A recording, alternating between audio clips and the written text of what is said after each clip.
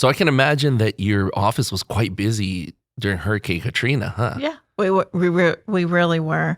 I was actually supporting 3 VPs at that time. Oh boy. So I had Deacon Joe Rubio, Bob Fleming, and Mickey Pieri, and so they said, we need you to be downstairs and take people's names and give them a number, because our building was wrapped with people. Really? Every day. Wow. And it was still hot. I mean, Houston's hot, like even in September. So this was late August, early September. Oh boy. And so then we were doing that, and then I was like, but I'm just taking people's names and giving them a number, and I just felt like I wasn't doing enough. It just felt like, I don't know. And so I was kind of triage at that point, right? There's so many that you're wow. Yeah. And so then I was not. I thought, I want to be a caseworker. But God was like, I know better. Again.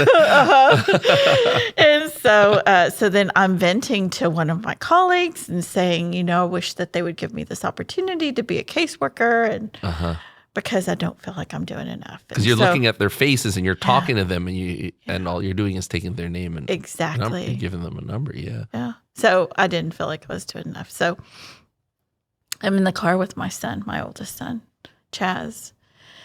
And he's an audio learner. So he says, Mom, he goes, so what do you do now?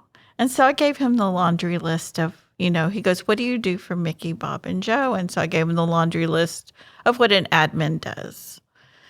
And so then he goes, and so he and my other sons had come with me to work on that first weekend. And so they saw the flood of people that I mean that literally, figuratively, the flood of people who were already coming in. Yeah. And so then he said, so what are you doing now? And I said, well, I'm taking people's names and giving them a number. And he said, so you went from doing, and then he renamed everything that I had said. He says, do you still get paid the same? And I said, why are you asking me these questions? He said, do you still get paid the same? And I said, yes. He says, so you went from doing this to taking people's names and giving them a number. And he goes, but I have a question, Mom. Are you being nice to them? Are you being kind? And I was like, wow. I went back to that desk with a totally different perspective. Yeah. Because that compassion was needed for those people who lost everything. I know, yeah. Who lost everything. And then we can get enveloped in, what am I supposed to do? And how am I going to grow my career? And how am I going to when sometimes we just need to just take that pause. Wow. Because the smiling face or somebody being kind to them could mean the world to them at that moment, because they lost everything. Yeah. Wow. And the interesting thing is that that some of those people became colleagues. The ones who worked at Catholic Charities in New Orleans became our colleagues. And they would say, I remember that you were the first person who was kind to me. And I was like, wow. Wow. The impact of kindness, compassion, dignity, respect goes so much further. Because this work is not just today. This is not just serving people today in their immediate needs, but it's legacy work.